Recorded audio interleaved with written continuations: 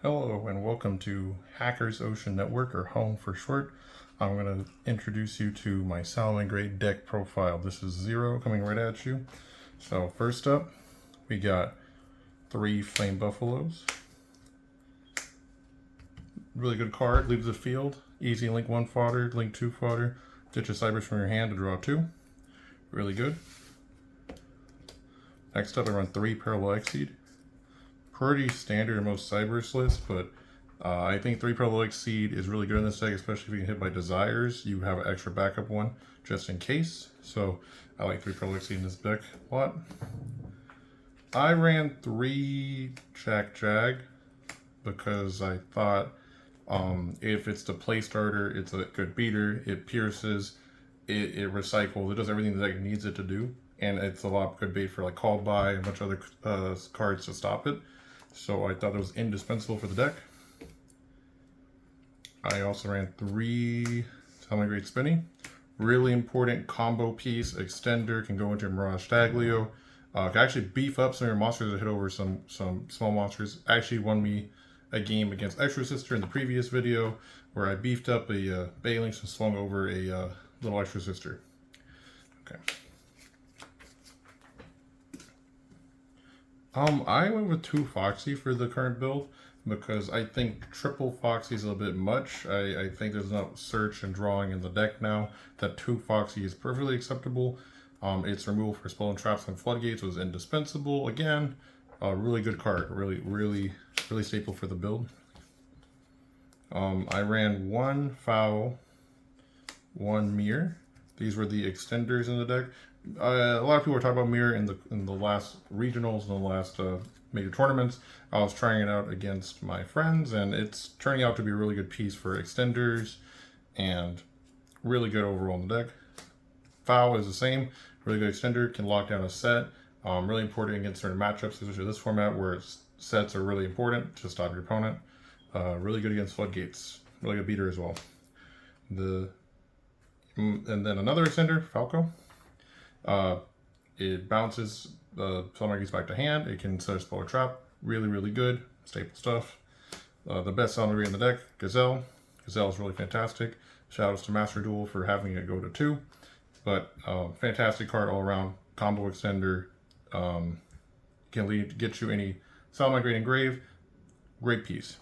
Now, that was it for the Salamangreat engine and Cybers engine. Went to the hand traps. I ran 3 Ash.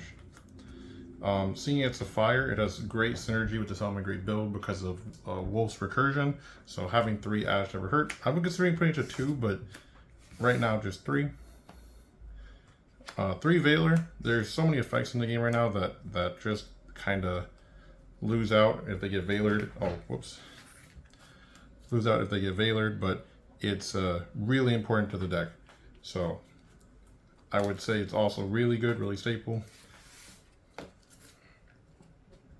Now, my hand trap I was testing out was I was running 1 Ghost Murder in the main. It's really situational, but it is really interesting tech because it is an if effect where most of the hand traps are when. Since it's if, you can tag it if they try to chain block you, if they try to do some sort of weird combo where you can't interact with the card they summon. It just checks if it summons, then targets and negates the effect. So I caught out, I forget what deck it was, but they tried to do Chainlink 1, Chainlink 2, card on board, Chainlink 1, and card in graveyard, Chainlink 2. If it was Ash Blossom, I couldn't interact with Chainlink 1. So this is an F effect, so I can Chainlink 3 and negate the effect. Really interesting plays. Didn't come up a lot, but it's still a really good hand trap that I've been testing out. And 1 nib, it's self-explanatory. You count to 1, 2, 3, 4, 5, and then you just blow up their board. That was it for the hand traps. For the spells, since Circle is at the big 3, you run 3 Circle. It gets almost any card in your deck. It also has protection for resummon, but no one really uses it for that effect, but it's just fantastic. Okay, triple Sand Mining. I see people running this at 2, but I think it just helps dead hands become not dead. And so any hands where I break, I just threw away the card and any card that was solving my play and then get whatever I needed. So Sand Mining at 3 was really good. So So I only run 2 will. I see people only have 1. I actually loved it at 3, but seeing it at 3, if you open it with 2 of these and no other Salamangreats, it can be really rough to play with. So 2 I found is perfect because it's just a monster born that doesn't target. It goes from hand or graveyard. So it's a really awesome combo extender. Okay, Desires at 2. If I could run 3, I would. Banish top 10, draw 2. Self-explanatory. A card that won me the recent match against my friend, Crossout Designator, came in really clutch. I thought it wasn't that good, but it's showing its usefulness. The more people you run staples or hand traps and cards, it can completely answer whatever they're making. I mean, if you're in the mirror match, it's almost like it's a linchpin. It just completely wins you the game. It's a good card. 1 Sanctuary. I think all Salamangreat players can agree. Sanctuary at 1 is where it should be and where it should stay. If they Cyclone it, oh well, that it did its job. I only played 2 Imperm. I'm not a big on 3 Imperm. I was trying it at 3, but I didn't really like the results I was getting. I thought sometimes if I opened up with too many, it was a break. I didn't play the game exactly right for my opponent. But 2, I found just enough to just stop the opponent, get a column done, and get what I need to get going. Okay, last traps. I've rated 1 Roar and 1 Will. I'm not playing the Code Talker Builders deck, so I'm basing this deck more on the Salamangreat aspect. So 1 Rage, 1 Roar, excellent negation, recursion, excellent pop, non-target pop, and target pop. So really good cards. That's it for the main deck. So extra deck, triple Balinks. People were trying to run this at 2, but this card is how you play the game. If you don't summon it, if you don't make it, or you don't get the search off, well, if you get the search off, it's fine. But if you don't make it, you can't start most of your combos. So it's kind of really good. It's just really good. Along with its protection effect in graveyard, it can cover for any of your Salamangreats. I play 3 Wolf. I see most of the Code Talker builds running 2 Wolf. I really want to play 3 because I found myself in games where it was longer grind games. With 2, I would be out of Wolves, and I need the 3rd one just to extend into access code, into transcode, or whatever I needed to win the game. And also valuable recurs for any fire monsters. That's Buffalo, that's Ash, that's Gazelle, that's any extender in the deck essentially.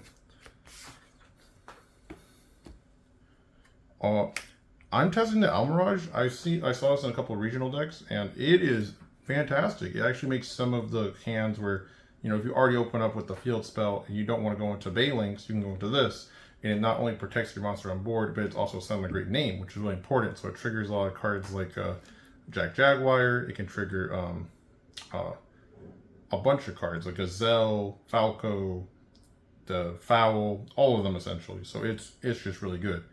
Really underestimated. I think it's very, very nice. Okay, now going on to the generic Cyber stuff. We play 1 Update Jammer. Self-explanatory. It has a negate battle phase effect. We don't really use it for that. Everyone uses it for the double attack of Cyber response when it's leaked off. Leads to double attacking access code. Really good. Won me a lot of games. Lingaribo, it's how you go into Heatsoul because you need a different attributed Cybers. It negates a trap, which I found really good against the Marincis matchup against Wave. Negating Wave, and I think it banishes it. It banishes a trap. So any recursion, if it's not a counter trap, it's just gone. So I made this actually. I just transcode and Lingaribo against Marincis, and they can't really do much. I usually beat over their monster and then negate whatever trap they do. Okay. I played 2 transcode. I was playing 1, but Salamangreat doesn't have the greatest protection anymore with people running a lot of Nibiru, Dimension Shifter, and a lot of more hand traps in the current format to deal with this deck. They could usually blow past a transcode or 2. With any board clears or non-targeting, alternate removals, but double transcode maybe back in the game. Get them back in the game a few times, so like if they killed one, I could bring the other one out, and it would just bamboozle them, and they would just lose. Now the ace of the deck, we're looking at D Code Talker Heatsoul. Recently came out on Ghost from the past 2. It's been a couple months, but this card cannot be slept on. It's so good. Paying 1,000 or 8 players trying to draw a card really, really good. Its ability to get more attack power when it's targeting stuff. It can pop over any big monsters. No one really uses it for the summon another link 3 or lower from your extra deck. It's just, if you get to that point in the game, you're probably losing. But it's just so good. It's fire. It's a decode talker. You can play the code talker hand traps, the code talker hand cards, the counter trap with it. But you know, it's just so good. Access code, Big Daddy. He he wins games. He's new dad. Nothing much to say about him. I played the one Baguska. Definitely in this format against like Sword Soul, against like exorsister, and against Tears, it's gonna be one of the best cards. On-board skill drain is gonna be really good. I mean, it's just Mystic Mind, but on a body, or skill drain on a body. So you can see which you attack, and then your monsters are online, and then it doesn't affect link monsters, so you're just really good. Really bad against any link spam decks, but really good against the current format, in my opinion. Last but not least, we have Mirage Daglio sitting at his at 1 because he extends you to anything. He does lock you into fire monsters, but you need fire monster effects, so you need to watch out for that. If you're trying to do transcode or access code, you can't do any of those effects, so you gotta be watch out when you use effect. It was really for like a first turn kind of thing, but his alternate removal, which is when he's linked off for a Salamangreat Link monster, he bounces a monster, is really, really good. Gets rid of a lot of boss monsters, gets rid of a lot of annoying things, you know, that can't be destroyed. If it can be targeted, you're out of luck, but it's still a Salamangreat material. It can be recurred. It's fantastic. Okay, I think that's all. I'll show the side deck another day, but that was my Salamangreat deck profile. Hope you guys enjoyed. If you guys have any edits or any ideas how to change the deck or any improvements, it would be appreciated if you commented down below and left a subscribe and a like. Thank you so much for watching. I appreciate it.